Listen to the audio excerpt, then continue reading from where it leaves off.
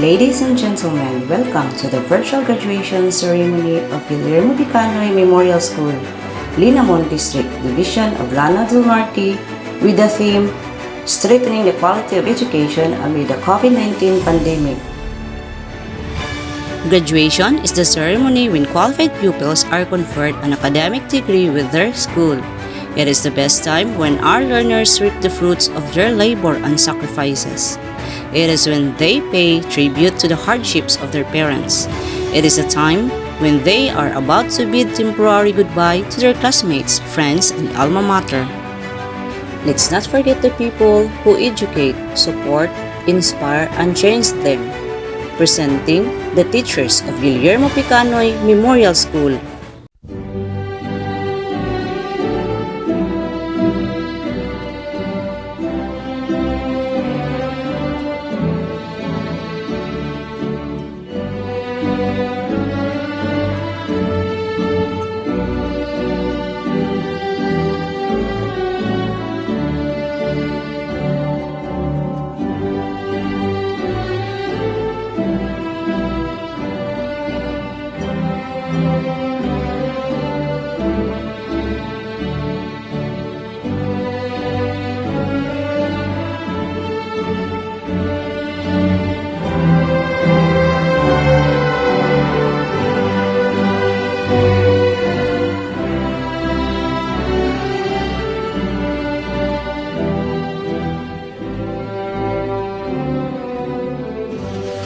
Ladies and gentlemen, let us profess our nationalism through singing of the Philippine National Anthem.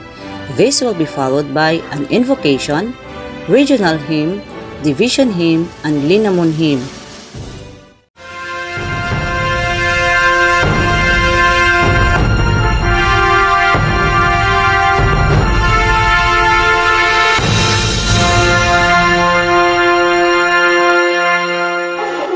Mga kapamilya, ang pambansang awit ng Pilipinas.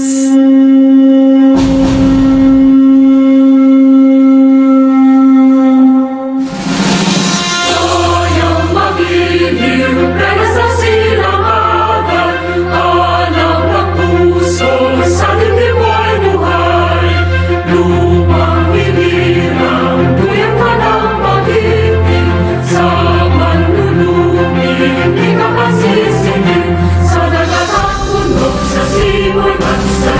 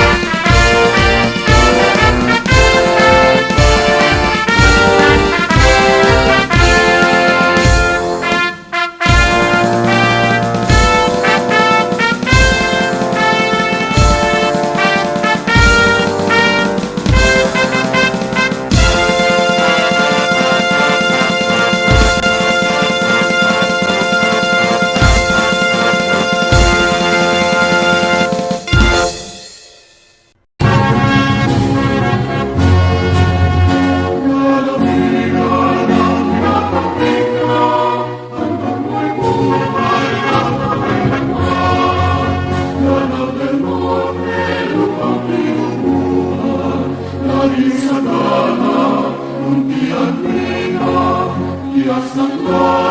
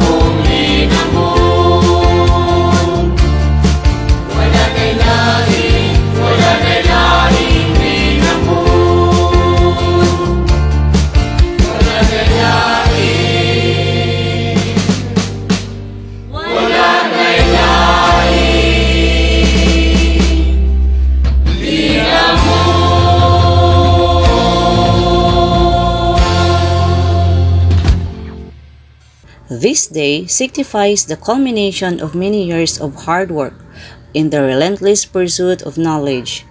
Knowledge that will enable a person to embrace opportunities and take on challenges with clear vision and purpose.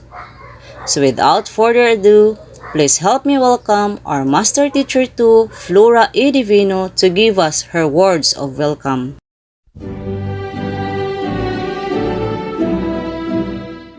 Our school principal, Dr. Jocelyn F. Alforqui, teaching force of Guillermo Picanoy Memorial School, parents, a blessed morning to all. Finally, you carried patiently hard the biggest challenge of your elementary education, but it is not only choosing, since today, every one of us could feel the dilemma brought to us by COVID-19 pandemic. This pandemic cannot defeat us for sure. I believed in your great spirit, enthusiasm, and determination. Most of you will enroll to high school. Maybe some are not. The choice is yours. Just bear in mind that the next generation rely on you. From all these troubles and challenges, just keep on fighting with more vigor and enthusiasm. I believe in you. Welcome to virtual moving up and graduation. Thank you, Ma'am Flora Divino, for that warm welcome. And now, ladies and gentlemen, you're about to witness virtually the main highlight of today's event. To do the honors of presenting this school year's candidates for completion and graduation, may we have on our screen no less than our dedicated school principal of Guillermo Picanoy Memorial School, Dr. Jocelyn F. Alforqui. And this will be followed right away by the acceptance and confirmation through our active and dynamic Schools Division Superintendent Edelberto L. Oplinaria, CISO 5. As the school principal, after careful scrutiny of the requirements submitted in my office, I have found that you have completed the requirements for moving up. I therefore certify that these 17 candidates for completion have fully satisfied the requirements prescribed by the department. In great honor to our school's division superintendent, Edelberto L. Oplinaria, CESO 5, sir, they now await your confirmation. By the authority vested in me as the school's division superintendent of the Division of Lanao del Norte, and as the representative of Leonor Magtolis Briones, Secretary of the Department of Education, and having been represented and certified by the school head that you have completed the basic requirements prescribed by the Department of Education under the kindergarten curriculum, I now confirm you completers for school year 2020-2021. Congratulations!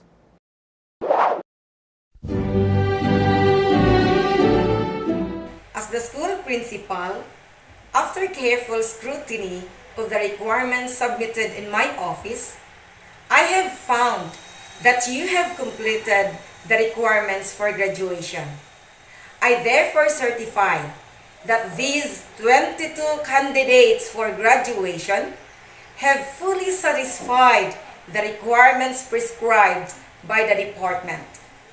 In great honor to our school's division superintendent, Edelberto L. Oplinaria, CESO 5, sir, they now await your confirmation. By the authority vested in me as the school's division superintendent of the Division of Lanao del Norte, and as the representative of Leonor Magtolis Briones, Secretary of the Department of Education, and having been represented and certified by the school head that you have completed the basic requirements prescribed by the Department of Education, that you have completed the basic requirements prescribed by the Department of Education under the elementary curriculum, I now confirm you completers for school year 2020-2021. Congratulations!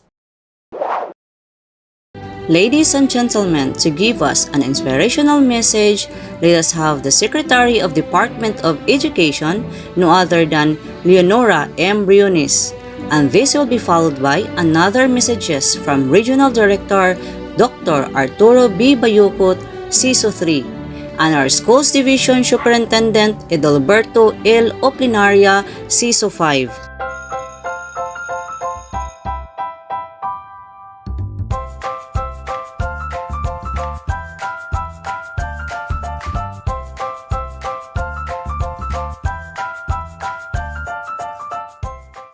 Good day to each and everyone who is attending virtually present at this time of our graduation ceremonies for our beloved and very precious graduates for the school year which ends at this time. First of all, I'd like to greet the parents and family members without whose sacrifices, whose reminders, and whose participation in the learning process for our graduates have resulted in this culmination program. This year, your role has changed drastically, where we've always thought, we've always believed that the matter of educating our children rests nearly exclusively on our teachers and our staff. This time, you parents, you family members, you who are in the households of our learners have expanded your role and contributed to this wonderful day wherein finally our learners are graduating in this culmination exercise. So congratulations, because this year has not been very easy, has not been a picnic for our teachers, for our family members, as well, especially the parents, mothers, fathers, sisters, brothers, and all who have contributed to the achievement of our learners at this time. So, maraming salamat at congratulations, parents and family members. Mas malaki ang role ninyo at this time compared to earlier graduation exercises. Secondly, I would also like to greet our teachers, without whose very careful review and careful supervision of the work of our pupils and our learners, this event would not be taking place at all. And so thank you, teachers. Your role has also expanded. In addition to seeing to it that the modules are faithfully followed, the assignments are correctly implemented, and the learners are truly learning, and you have had to deal with new ways of assessing the performance also of the learners.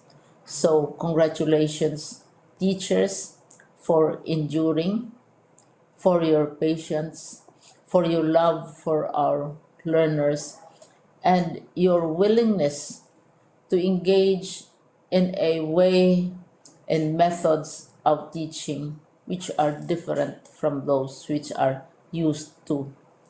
Assessment must have been especially difficult for you, especially since you were not able to see most of the time our students in face-to-face meetings, and most of the meetings, of course, were virtual.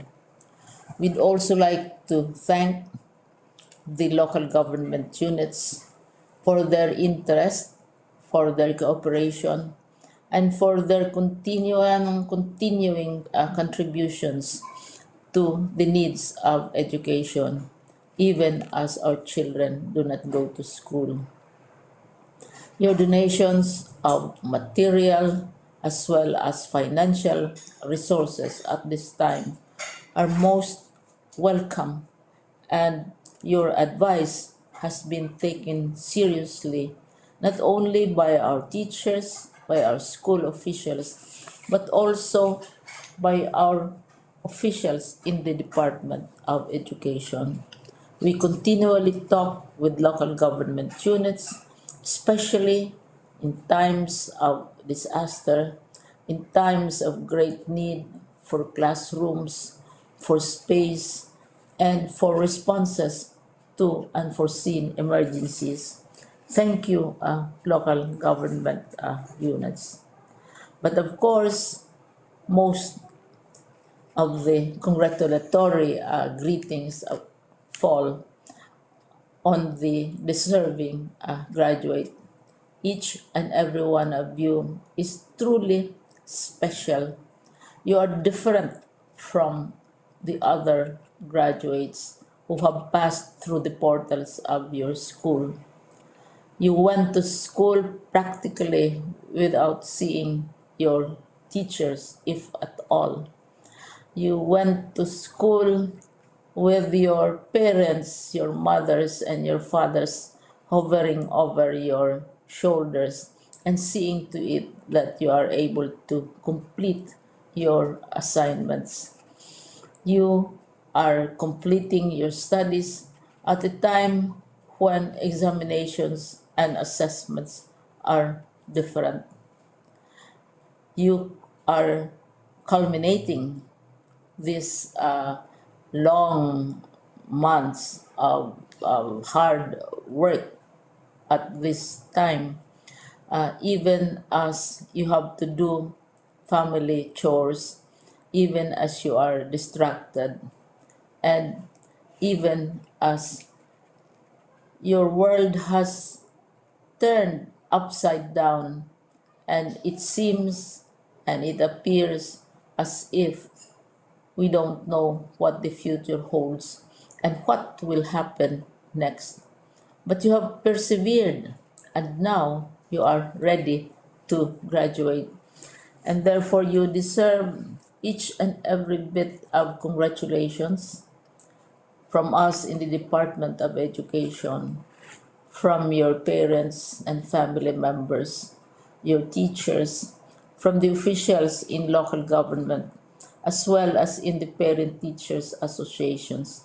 You deserve each and every single congratulatory pat on your back, each hug virtually, of course, and each greeting, which I am sure you are also receiving virtually. I don't know if you will remember this event many, many years from now. I have tried to recall myself who our graduation speaker was when I finished high school and when I finished my college studies. All I remember is that the graduation speaker was someone important, someone who was invited because that someone is supposed to give a message. What was more important to us graduates at that time was the excitement of the celebrations, the happiness and the joy of our parents, the sadness of parting from our classmates and from our teachers, and the enjoyment of all the graduation events that usually take place come commencement day. When I was a college student, we had a series of events which were designed to embed in our minds, which were designed to help us remember and not forget our days in college. We would spend one whole day going around the campus, visiting the classrooms, saying goodbye to our teachers, and sharing memories. We would have bonfires to say goodbye to each other. We had baccalaureate services where we committed ourselves to God and we prayed for guidance when we go out into the world. So many celebrations, and the speaker, of course, is the least important and easily forgotten component of the graduation exercise. Nonetheless, I will exert all efforts to share with you what I see are things or issues which a graduate should remember and recall. I have said that you are very special. You are very different. You are pioneering. There has been no other class like your class. There has been no other graduate like you as a graduating student because you are the very first graduate of the blended learning response to education in the Philippines. And so you ask yourself, what awaits you in the world outside? You can either work because the kind of curriculum you survived and underwent as a student will enable you to go to work if you wish to go to work.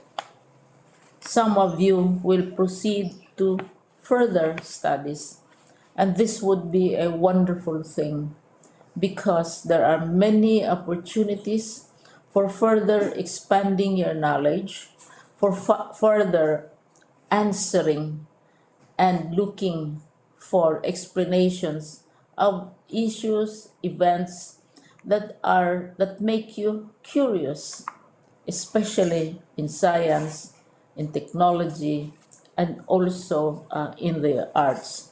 So you can work, you can go to further studies, and perhaps some of you will settle down, hopefully not too soon, so you can pursue what you really want to do.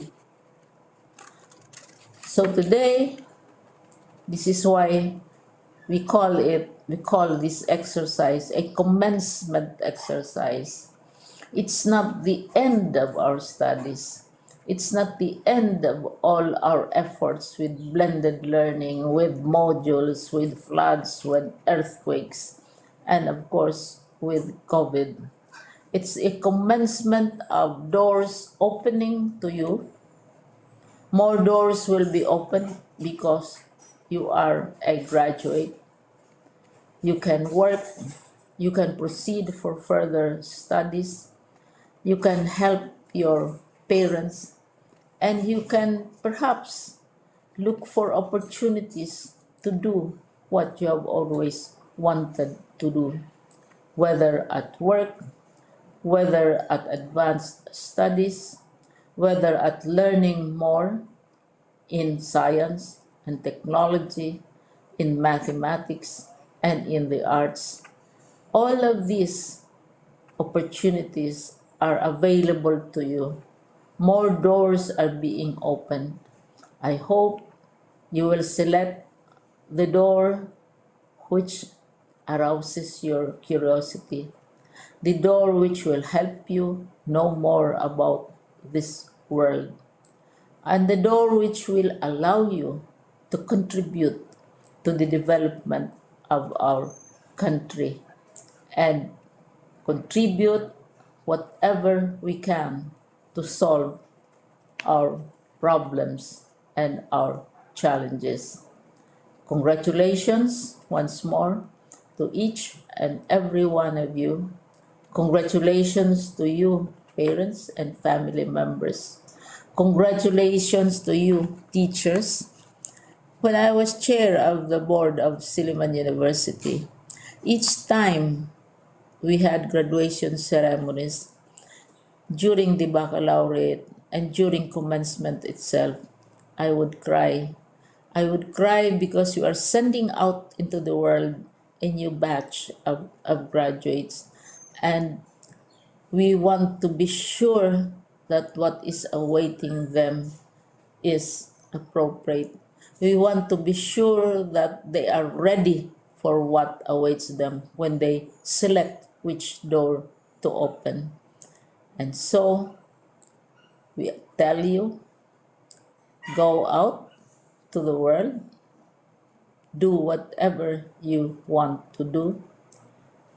God be with you, and be sure, be assured that all of us love each and every one of you. Congratulations.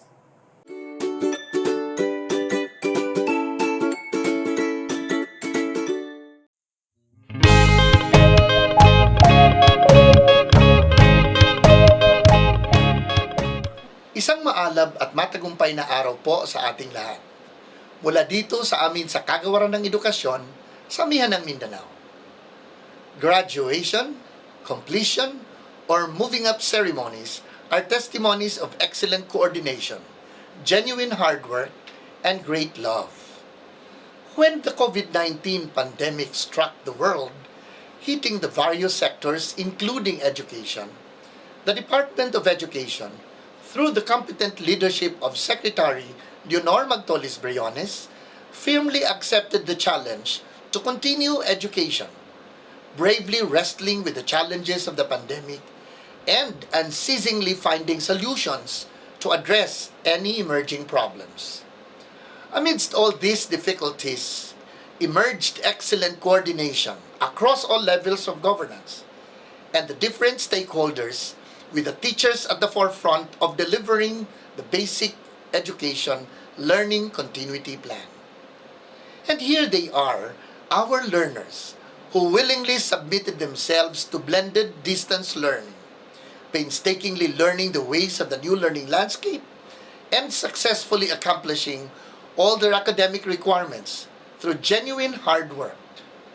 But these successes would not have been possible if not for the great love of the parents and guardians who have been selflessly offering their prayers, time, and resources. In other words, the successes of our learners, our teachers, our leaders, and the Department of Education at large, with the unwavering support of all our stakeholders, are products of our collective decision to succeed as one family. On behalf of the entire DepEd Region 10, allow me to thank and congratulate everyone for this great feat, which attests that DepEd indeed is on track. But just like what is said in our theme for this year's end of school year rites, strengthening quality education amid COVID-19 pandemic, we need to be on our toes. The COVID-19 pandemic is real, and so are other education emergencies.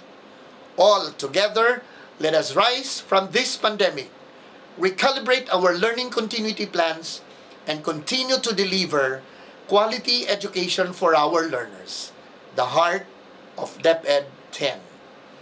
Muli, binabati ko ang lahat ng nagtapos sa taong ito. Hangad namin ang inyong patuloy na tagumpay, anumang landas ang inyong tatahakin. Pagpalain nawa kayo ng poong may kapal. Marami pong salamat.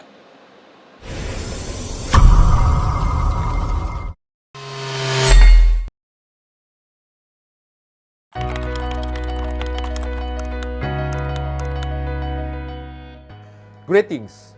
It was never in our wildest dreams that one day we'll be forced to close our schools to protect you, dear learners, from the pandemic. I know that what happened in March last year when we had to forego the commencement exercises after President Rodrigo Roa Duterte announced that the country was placed under the state of calamity, saddened those who were supposed to proudly receive their diploma certificate of completion with their parents who waited for this precious moment that marked as an important milestone in their lives.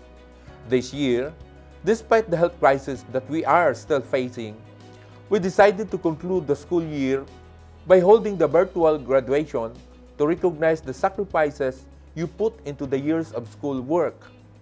This is the department's way of celebrating with you your success. Their graduates, completers.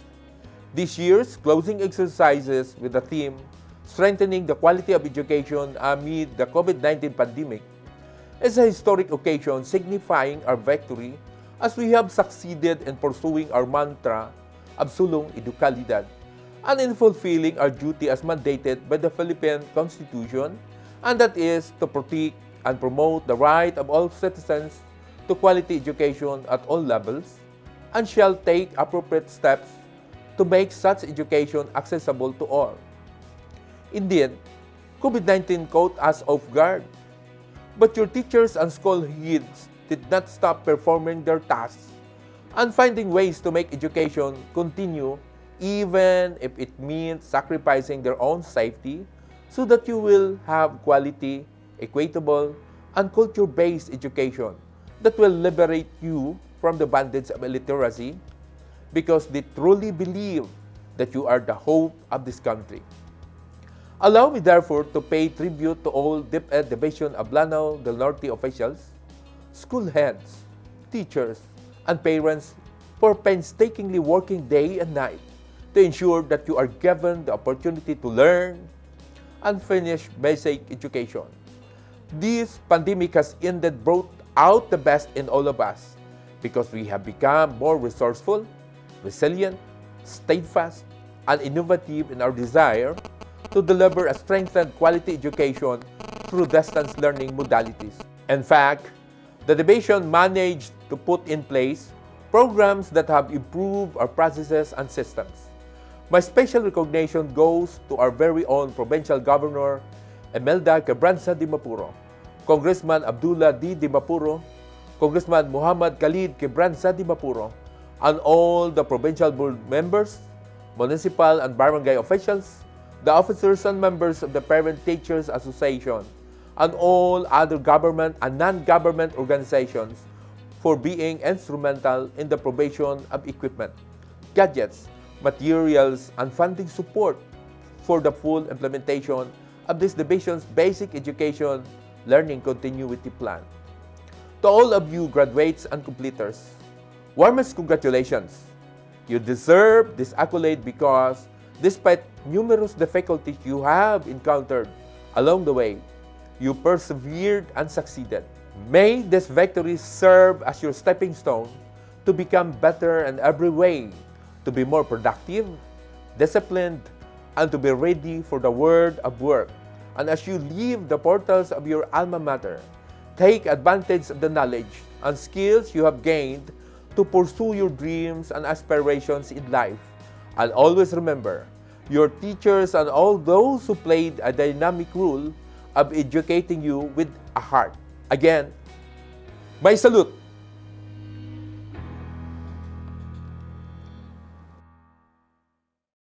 Congratulations, graduates, for passing through a well of ups and downs of being a pupil. You are not the only ones who are proud of yourselves, but also your parents are smiling widely with you.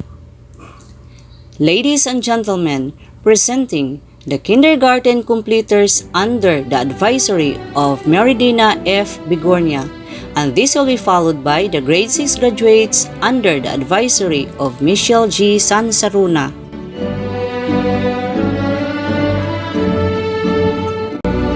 Alfici Geraldine O.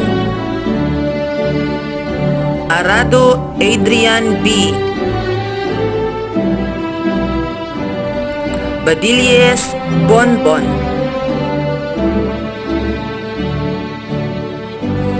Baron Donna O.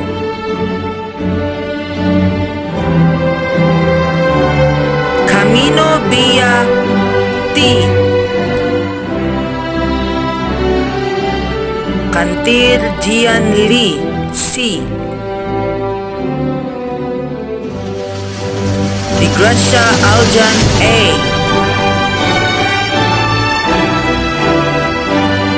Hitaro KJ Angelo S. Galia Syra Jane C. Malinaw G.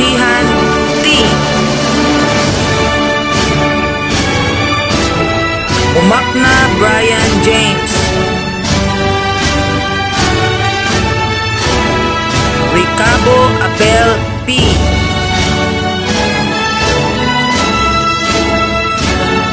Ricardo Kyle Jor A. Robly Althea Lab D. Servano Arish T. Sevilla Edgar Jr. A. Sumilia Mark John A.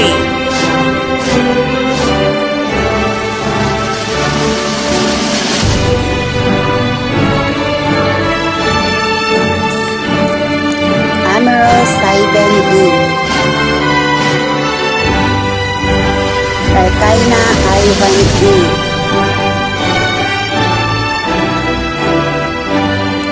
Kabuyaw Julius P.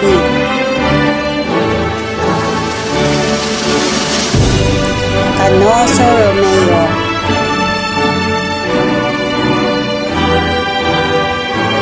Candil J.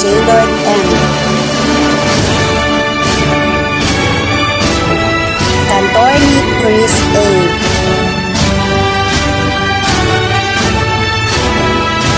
Iglesia Oriel O.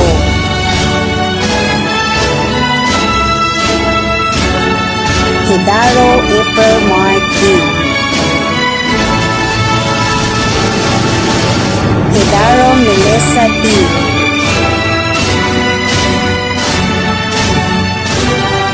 Inralao Ria A.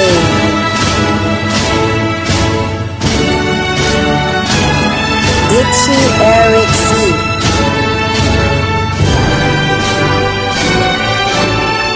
Hernan Christian N.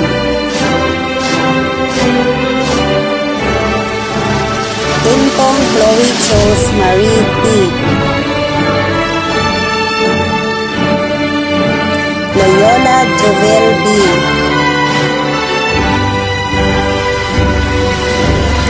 Navales Trina V.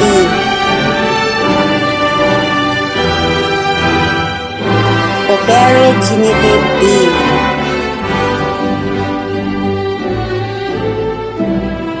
Paragoso Jolaine C.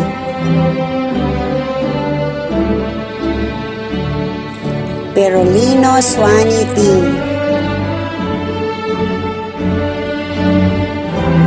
Servano Jenime Q.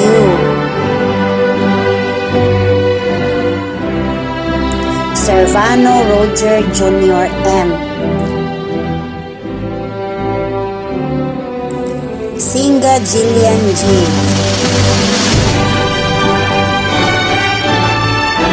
Tabora Adrian G.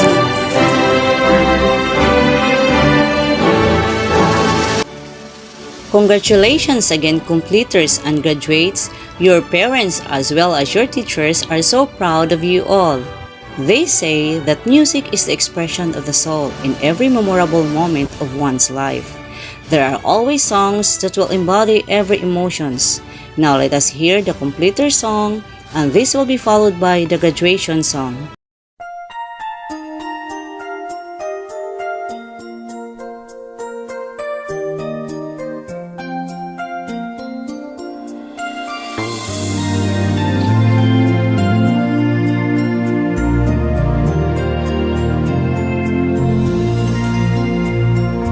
Half the world is sleeping, half the world's awake.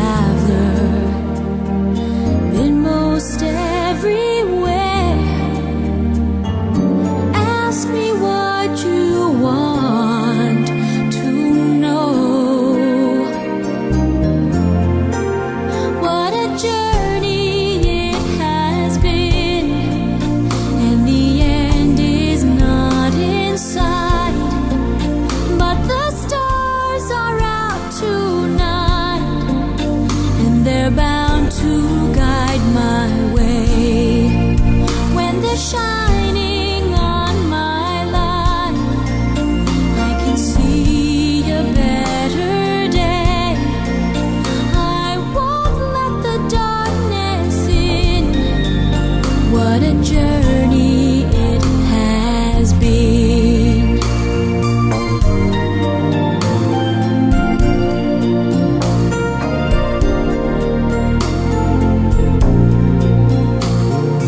I have been to sorrow, I have been to bliss, where I'll be tomorrow I can only guess.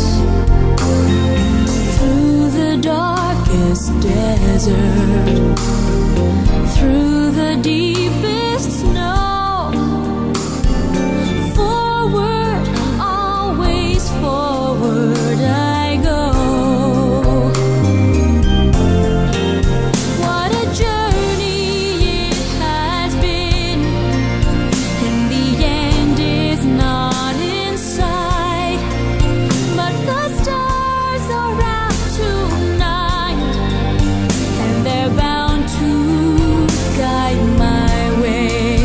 When they're shining on my life, I can see a better day. I won't let the darkness in. What a journey it has been. Forward, always forward, onward, always up, catching every drop of hope in my empty cup. What a journey it has been, and the end is not in sight, but the stars are out tonight, and they're bound to guide my way. When they're shining on my life, I can see a better day. I won't let the darkness in. What a journey it has been.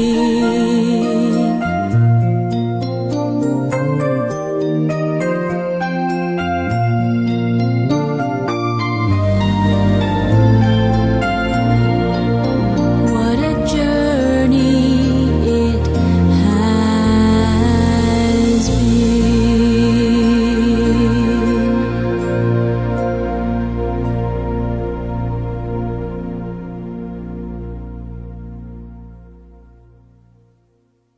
Meanwhile, we now witness as we all join him virtually, presenting a grade 6 representative to deliver the Pledge of Loyalty, Ivan E. Arcaina.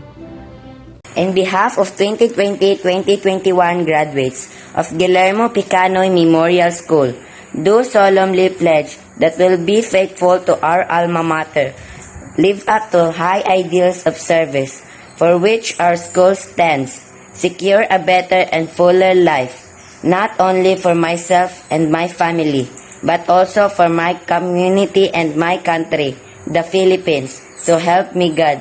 Thank you, Ivan, for leading the Pledge of Loyalty.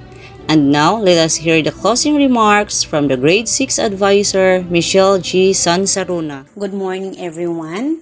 To all our completers and graduates, may this celebration enable you to continue to aspire to fulfill your dreams amid these difficult times. In behalf of Guillermo Picanoy Memorial Teaching Force, with the supervision and administration of Dr. Jocelyn F. Alforque, extend once again our warmest congratulations to all completers and graduates of Batch 2021. Congratulations to the proud parents for the job well done. We would like also to extend our heartfelt thanks and gratitudes to the municipal and barangay officials, parents, pupils, and other stakeholders as well, who in one way or another have contributed much to the accomplishments of the school and for making the virtual Moving Up and graduation program a success. God bless you and your family. Congratulations, graduates and completers of Batch 2020-2021, and to your proud parents. Go forth, grow, and be successful. A philosopher once said, "Success is not a failure. Failure is not a fatal, but it is the courage to continue that counts." This is your host, Arcelis Mamugay, signing off.